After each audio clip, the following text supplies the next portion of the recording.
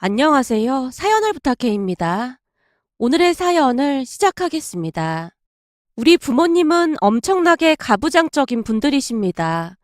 제가 대학을 다니고 있었음에도 통금 시간이 9시니까 말 다 했던 거죠.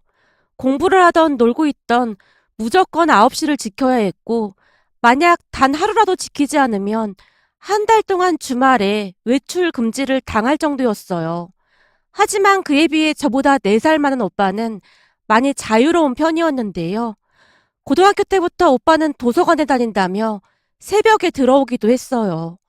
일을 다니고 있는 지금도 물론 새벽에 들어오는 건 당연하고요. 여자친구가 생기기라도 하면 하루가 멀다 하고 귀가 시간이 늦었거든요. 그랬으니 제 입장에서는 어이가 없을 수밖에요. 저는 단지 여자라는 이유만으로 통금 시간이 9시라는 게 이해가 되지 않았거든요. 제 친구들 중에 저같이 사는 친구는 단 한 명도 없었기에 전 학교에서도 별종으로 불렸습니다. 어느 날은 절친 은경이가 제게 말했어요. 네가 그렇게 고분고분하게 말을 잘 들으니까 더 그런 거야. 한 번은 뒤집어 엎어야 한다니까. 난 그런 거 못하잖아. 그런 것도 말이야. 자유로운 영혼이나 가능한 거지. 나처럼 평생을 이렇게 산 사람들은 절대 그런 짓 못한다. 그러니까 네가 집에서 찬밥이나 얻어먹고 있지. 우리 아빠한테 그런 얘기하면 우리 아빠는 완전 뒷목 잡으신다. 요즘 같은 세상에 여자라고 찬밥을 먹이는 게 말이나 되는 소리냐고 말이야. 그러게, 나도 참 한심하긴 해. 근데 우리 엄마도 평생을 그렇게 살아서 난 모든 사람들이 그런 줄 알았잖아. 근데 니네 집 놀러 갔다가 현실을 직시했다는 거 아니겠냐. 니네 아빠는 딸들한테 무조건 좋은 것만 주더라고.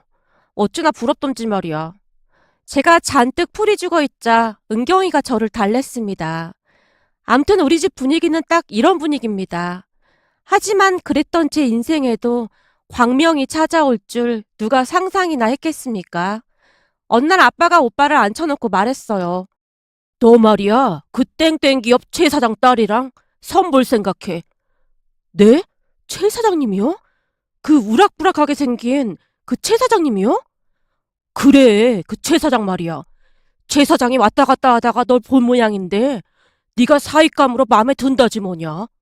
우리가 최 사장한테 도움을 많이 받고 있는 건 너도 잘 알고 있지. 최 사장이 여기저기 거래처 소개해준 것만 해도 몇 개인 줄 모른다. 너랑 최 사장 딸이랑 결혼만 하게 되면 앞으로 우리 공장 앞날은 볼 것도 없다 그 말이야. 그니까 넌 무조건 이 예비 말을 따라야 한다. 알겠냐? 아빠가 비장함마저 느껴지는 표정으로 오빠에게 말하고 있었는데요. 잠시 말씀드리자면 그동안 오빠는 아빠의 말을 거역한 적이 단 한 번도 없는 그런 사람입니다. 하지만 그날 오빠의 표정은 거의 울기 직전이었다고 해야 할까요? 결국 오빠가 침까지 꼴깍 삼키며 힘겹게 입을 열었어요. 아버지도 잘 아시다시피 그동안 저는 아버지 말씀을 거역한 적이 단 한 번도 없었습니다.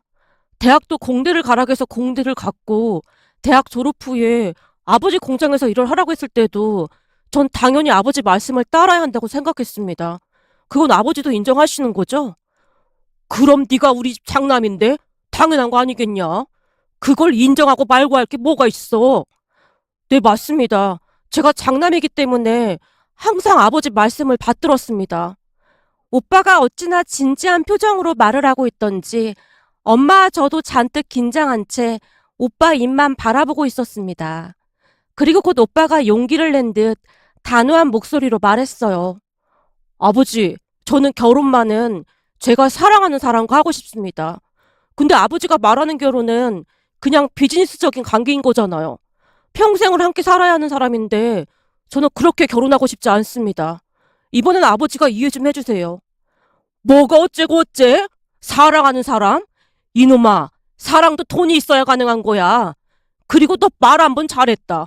너 대학 졸업 후에 그 무슨 중소기업 취업했다가 월급도 몇 푼 받지도 못하고 힘들다고 징징거려서 내가 우리 공장으로 부른 거 아니야. 근데 넌 마치 내가 널 강제로 데리고 온 것처럼 말하는구나. 다 필요 없고 넌 무조건 최 사장 딸이랑 맞선 봐. 최 사장이랑 내가 이미 날짜도 다 맞춰놨다. 다음 주 토요일 오후 1시니까 잘 차려입고 나가. 네 어깨에 우리 공장의 앞날이 달려있다는 거 절대 잊지 말고.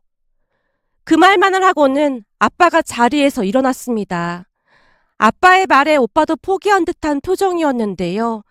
아빠의 고집을 너무나도 잘 알고 있던 오빠였기에 자포자기한 그런 모습이었어요. 우리 아빠는 조그마한 공장을 운영하고 계신데 그 최 사장님이라는 분이 공장 운영에 많은 도움을 주신다고 했습니다. 그렇게 오며 가며 보다가는 예의 바르고 성실한 우리 오빠의 모습이 좋아 보였던지 한동안 오빠를 지켜보셨다고 하네요. 맞선 이야기도 최 사장님이 먼저 꺼냈다고 했으니까요. 나중에 듣기로는 최 사장님네가 부자인 걸 알고 여기저기서 땡파리들이 몰려들었다고 하는데요. 인성 바른 사람을 찾다 보니 우리 오빠가 눈에 들었다고 합니다. 그만큼 우리 오빠가 마음에 들었다는 뜻이겠죠. 최 사장님의 말을 듣고는 기쁜 마음에 오빠에게 묻지도 않고 아빠가 바로 승낙을 했고 말이죠. 결국 오빠는 울며 겨자 먹기로 선을 보게 되었는데요. 그날부터 오빠가 제게 슬픈 목소리로 말했어요.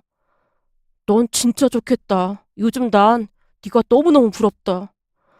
내가 뭐가 부러워. 난 오빠가 부럽구만. 아주 배가 부르다 못해 호강에 겨웠구만. 그동안 딸이라는 이유만으로 내가 어떤 대접을 받았는지 잘 알면서 지금 그런 말이 나와? 난 아직도 통금 시간이 있는데 내가 부럽다고? 그까짓 통금 시간이 훨씬 낫지. 이건 조선시대도 아니고 난 이제 사랑하지도 않는 여자랑 결혼까지 해야 할 판국인데 내 인생 완전 꼬여도 단단히 꼬였어. 네가 그 최 사장님을 못 봐서 잘 모르나 본데 최 사장님 얼굴이 우락부락한 건 말할 것도 없고 말이야. 거기다 눈도 잘 보이지도 않고 그런단 말이야. 그 뭐냐 영화배우 마동석은 최 사장님에 비하면 원빈급이야. 아버지 얼굴이 그러니 딸 얼굴은 보나마나인 거 아니겠냐? 무섭게 생겼어? 난 마동석 완전 귀엽던데. 나 완전 마동석 팬이야. 마동석 정도면 완전 대환영이지. 그리고 돈도 많은 집안이라며 그거면 된 거 아닌가? 마동석이 매력적이긴 하지. 근데 여자 마동석이면 어떨 것 같아? 너 그래도 그런 말 할 수 있어? 아무리 돈이 많아도 그렇지. 만약 너한테 얼굴 진짜 못생긴 남자랑 결혼하라고 하면 넌 어떨 것 같아? 아, 하긴 여자 마동석이면 그건 좀 그렇긴 하네. 그 생각은 미처 못했어. 고봐라. 난 이번 생은 틀린 것 같다. 내가 무슨 미스코리아랑 결혼을 하고 싶다는 것도 아니고 그냥 평범한 여자랑 결혼해서 사는 게 내 꿈이었는데 완전 망했어. 그래도 어쩌겠냐. 우리 집안을 위해서 내가 희생해야지. 이래서 장남의 직함이 참 무겁고 어려운 거야. 그니까 넌 나한테 항상 감사하게 생각하고 살라 그 말이야. 그 뒤 오빠는 종일 한숨만 쉰 채 하루하루 여의어가고 있었어요. 하지만 그때 당시 저는 오빠보다는 최 사장님 딸을 걱정하고 있었는데요. 우리 집 같은 가부장적인 곳으로 들어오는 것 자체가 너무나 불쌍하다는 생각만 들었거든요.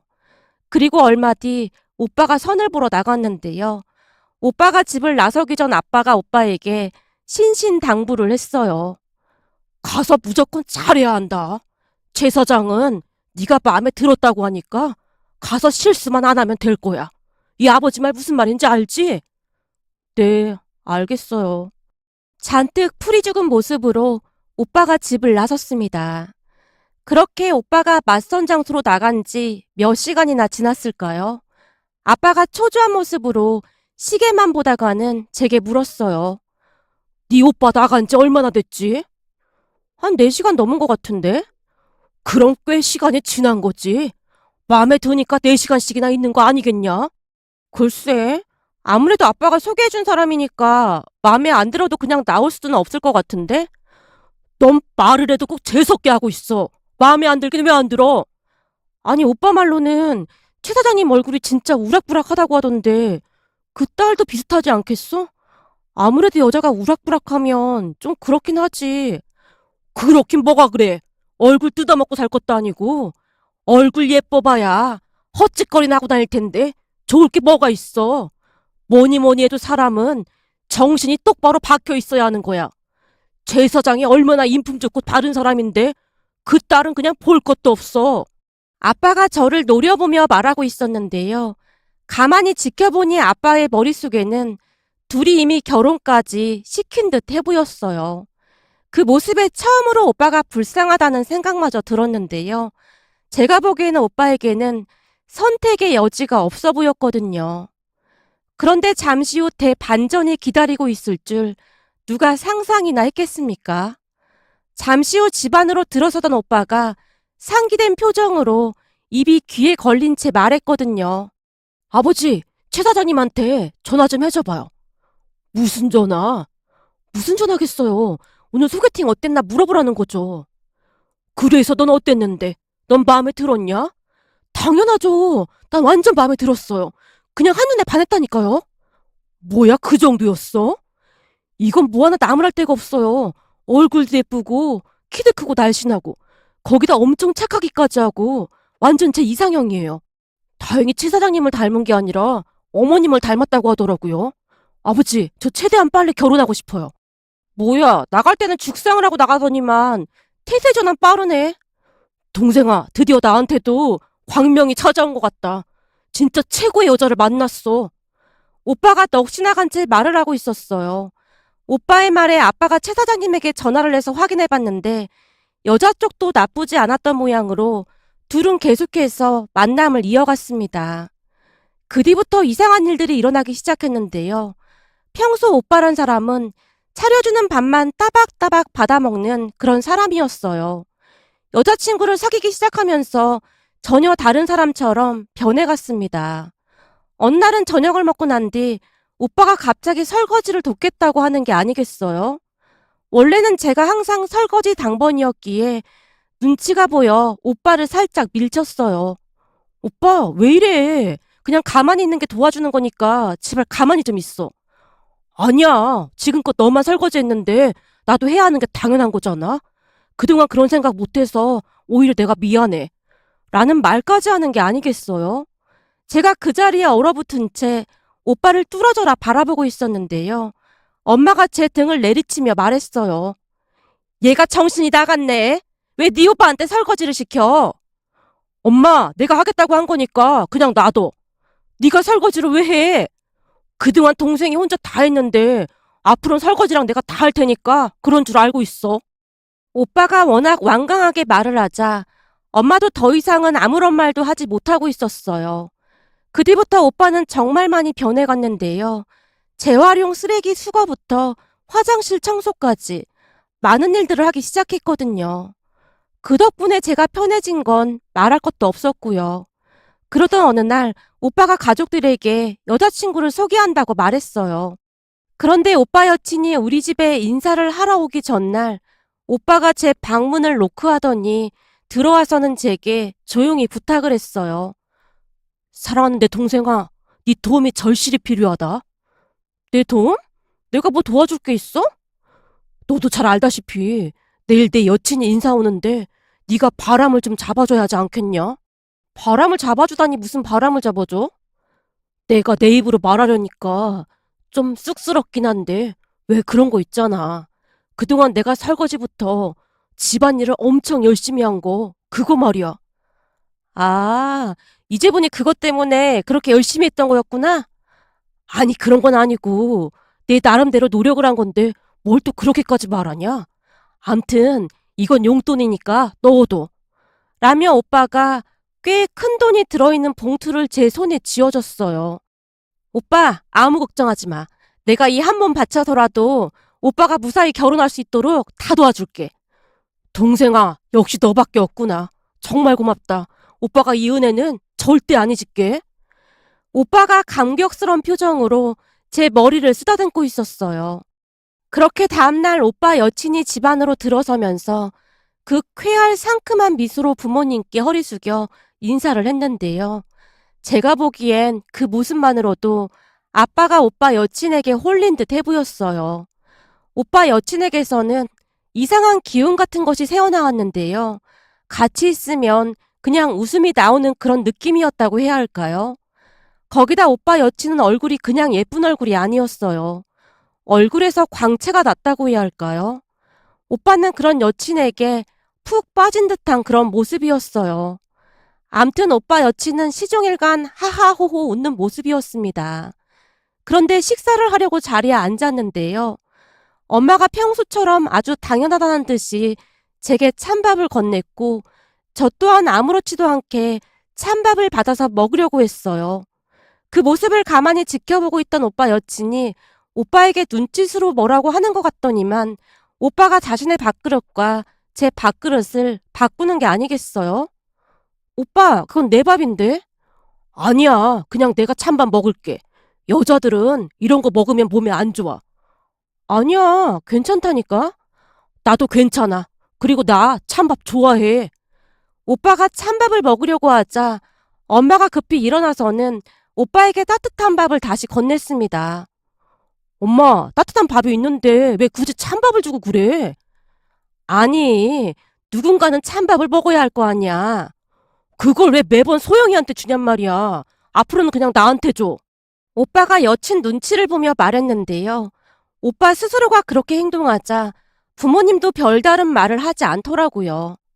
이걸 기뻐해야 하는 것인지 참 어이가 없긴 했지만 그 뒤부터 저는 찬밥을 먹지 않아도 됐답니다.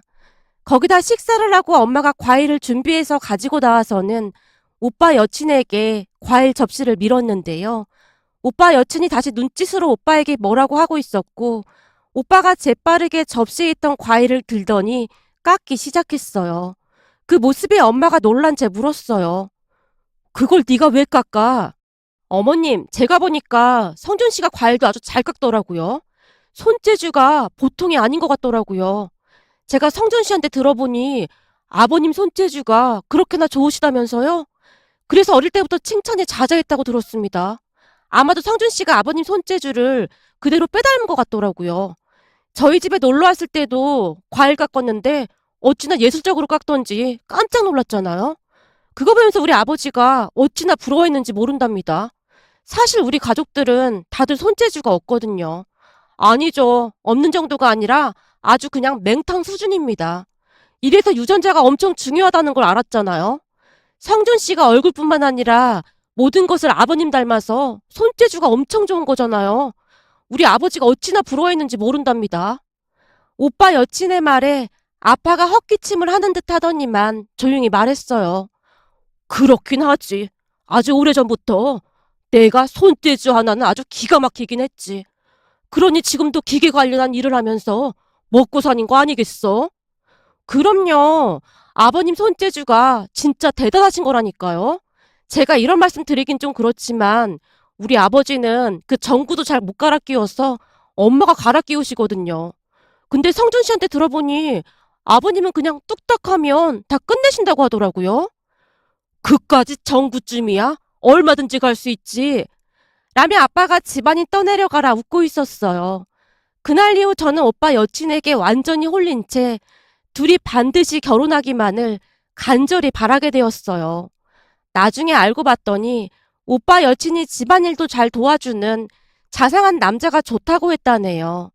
그런 사람이 아니면 절대 결혼을 하지 않겠다고 하면서 말이죠. 그 뒤에도 오빠는 엄마에게 세탁기 돌리는 방법과 밥 짓는 방법 등 여러 가지들을 열심히 배워나갔습니다. 아빠는 그런 오빠를 못마땅한 듯 바라봤지만 크게 나무라지는 않는 듯한 그런 분위기였어요. 아빠도 둘이 결혼하기를 간절히 바라고 있었으니까요. 그렇게 오빠의 살림 실력은 나날이 발전해 갔는데요. 마치 결혼 전 신부 수업을 받는 듯한 그런 모습이었다고 해야 할까요? 오빠 여친은 정말 대단한 사람이었습니다. 오빠 여친의 말 한마디에 오빠가 마치 로봇처럼 움직였으니까요. 그리고 얼마 후 결혼 이야기가 나오기 시작했고 오빠는 입이 귀에 걸리다 못해 콧노래까지 흥얼거리고 다녔습니다. 그렇게 몇 달 뒤 오빠가 결혼을 했고 그 뒤부터 엄마와 제게도 또 다른 광명이 찾아왔습니다. 어느 날은 오빠와 새언니가 연락도 없이 집에 찾아왔는데요. 새언니가 들어오는 것을 미처 확인하지 못한 아빠가 엄마에게 소리를 지르고 있었어요. 그 모습은 우리 집에서는 흔히 있는 일이었기에 저는 또 시작이구나라는 생각만 하고 있었습니다. 그런데 새언니가 눈물까지 그렁그렁한 채 아빠에게 말했어요. 아버님, 저는 아버님이 정말 자상하신 분인 줄 알았는데 아버님께서 너무 소리를 지르셔서 깜짝 놀랐어요. 고생하신 아버님께서 이러시는 거 진짜 안 어울리세요. 너무너무 놀라서 심장이 막 두근거리고 손도 막 떨려요. 이것 좀 보세요. 새언니가 손까지 덜덜 떨고 있었는데요. 그 모습에 오빠가 호들갑스런 목소리로 새언니에게 물었어요. 자기야, 괜찮은 거야? 어떡해, 큰일 났네. 병원 가봐야 하는 거 아니야? 자기야, 아무래도 나 잠깐 앉아 있어야 할 것 같아. 새언니가 소파에 심각한 얼굴로 앉아 있었어요. 그 모습에 아빠가 많이 놀란 듯 해 보였는데요. 그 뒤 놀랄 정도로 변해갔습니다. 저는 그 모습이 그저 신기하기만 했습니다. 그런 새언니의 모습에 엄마도 새언니에게 마음을 빼앗긴 채 고맙다는 말을 할 정도였어요. 예, 정말 고맙다. 네 덕분에 요즘은 네 시아버지가 아주 조용해졌지 뭐냐. 정말이요? 다행이네요. 그래서 말인데 너 우리 집에 자주 오면 안 되겠냐? 자주요? 네가 오면 네 시아버지가 완전 순한 양이 되잖니. 내가 그동안 네 시아버지 눈치 보고 산 세월이 얼만지 모르겠구나. 정말요? 어머니, 그럼 저희가 여기로 들어와서 살까요? 아니, 뭘 또 그렇게까지 해. 그냥 자주 와서 눈치 좀 주면 더 이상 바랄 게 없겠다 그 말인 거지. 엄마가 그냥 지나가는 듯 말을 했지만 그 뒤 새언니는 수시로 집에 와서 놀다 가곤 했어요. 새언니가 자주 집에 오자 아빠는 더욱더 새언니 눈치를 보기 시작했고 마치 다른 사람 마냥 변해갔습니다. 제가 지금도 믿겨지지 않는 게 이제는 아빠가 주방도 스스럼 없이 들어가서 일도 많이 도와주시고 있다는 건데요. 평생을 남자가 주방에 들어가서 일을 하면 큰일 나는 것처럼 큰소리치던 아빠가 그토록 변한 것이 그저 신기하기만 했습니다. 물론 엄마와 저는 새언니에게 충성을 다하고 있답니다. 새언니는 정말 천사가 따로 없는데요. 그 누구보다도 엄마를 많이 안타깝게 생각하고 잘 챙기고 있어요. 여자들끼리 셋이서 영화도 보러 다니고 엄마가 좋아하는 트로트 가수 콘서트도 직접 예약해서 같이 보러 가기도 하거든요.